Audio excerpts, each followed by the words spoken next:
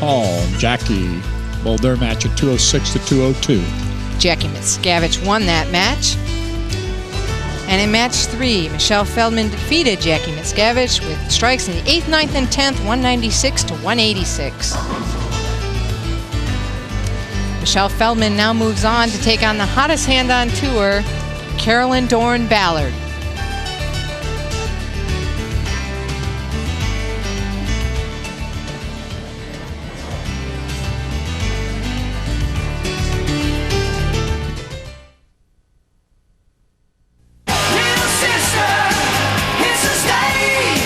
Fasten your seatbelts. This music's gonna rock you. Come on, crank it up for this new 33-song collection of hard rockin' hits.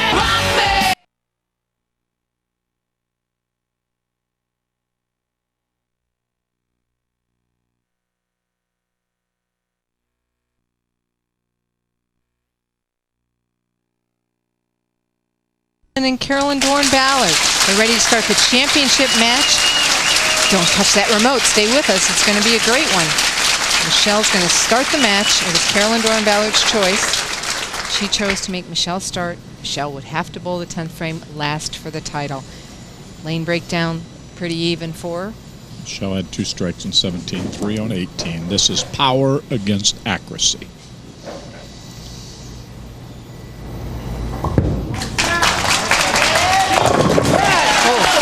There you see the power right there. There's no doubt who the power player is here today.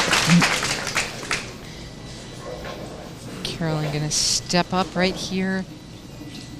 Top seed, as you said, 4th consecutive show. She finished 5th, 4th, and 3rd. She said, hey, she qualified in those 3 positions in those weeks, and now she said, I skipped 2nd, so I'm skipping 2nd here. Pole vault that 2nd place.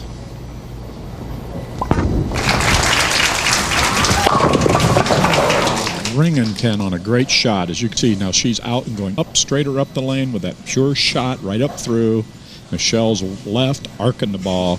Contrasting styles, that tells us something. When you in this game, play your own game. You can see her average this week, 217.77. Nice average, just barely below Jackie Miscavige. I think earlier I said nobody could average over 215, so those couple made that not a true statement. You just watch this game here. Don't get much better. 5-step approach, slide that left foot, push away on 2, full arc swing, good knee bend, that arm come up through. Look how loose the swing is. Just recoils up and back. It's real free from the shoulder socket. That's one of her strong suits, such a free swing, and her accuracy. You mentioned our media director earlier, Dan, how I also want to thank him from the players for the good job he's done for us out here. You know, he's the one who works with media, and we had some media out here this week. Sports writer Al Milley from the Danville Register, he actually came and bowled the Pro-Am. Well, he said he had the time of his life bowling that Pro-Am. First time he'd bowled in 35 years. As we were talking, you could see she threw that ball a little left of the target, threw it right through the nose. It was left of the target, threw it up toward the pocket, trying to go for that action, trying to freeze it there, and it flipped over on her. She's lucky to get out of there to the 610. Now she'll move to the extreme left.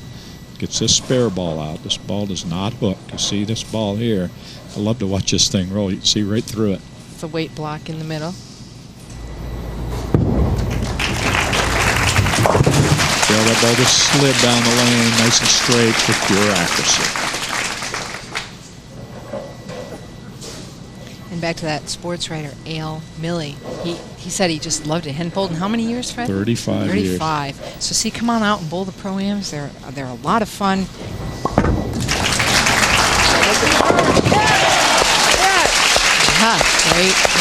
Great second shot. And if you want to bowl those Pro-Ams, the next one you can come out and bowl will be in Goose Creek, South Carolina, while Alita Sill attempts to defend her title as the Ladies Pro Bowlers Tour returns to Goose Creek, South Carolina. Join all the ladies pros for the Berkeley Invitational at Royal Z Lanes, July 20th through the 24th, with the Pro-Am Sunday, July 20th. Stop by for a chance to bowl with the pros. I'll be there.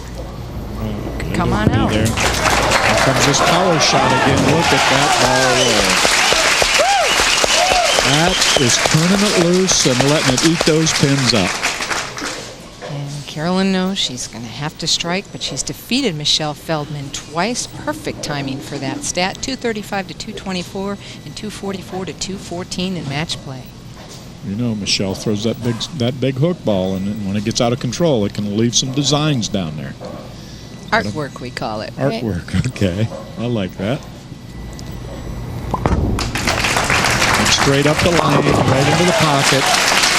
Let's see, she's totally right. Let's get back after it here. She's focused. That focus we talked about.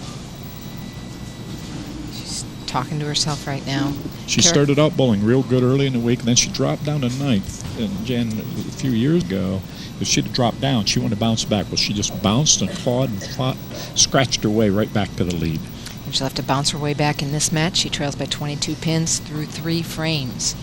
On a strike now, though, could cut that lead deficit, actually, to 12. She spreads that pointing finger. Spread that finger out for them little hands. Spread that pointing finger out to get a better grip on the ball.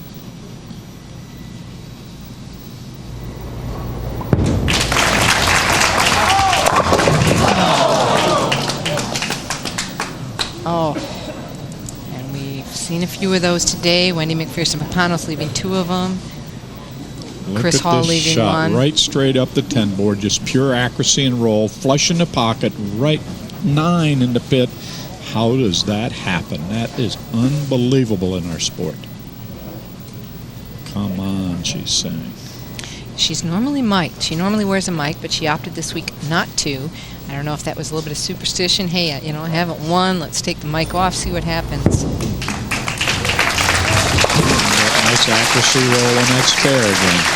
Now you saw the deadwood in the channel. She was able to shoot that spare with the deadwood there because it was not going to affect the shot. It was not near where the spare was. One of the corner pins on Jennifer. The Right. corner pin, then we said timeout. Let's get that pin Exactly. out of Third appearance, record 1-1. There it is. She put it out there right. Sawed it back to the pocket. Look at that angular venture. Look at the velocity and hook power this young lady can create. That is unbelievable kind of power right here. Look at this ball out as far as the 5th, 6th board, turning back. Look at the arc. Look at that ball go through those pins. Wow. Carolyn just looking down. If you want to adopt either of these ladies, you get information on our adopting row.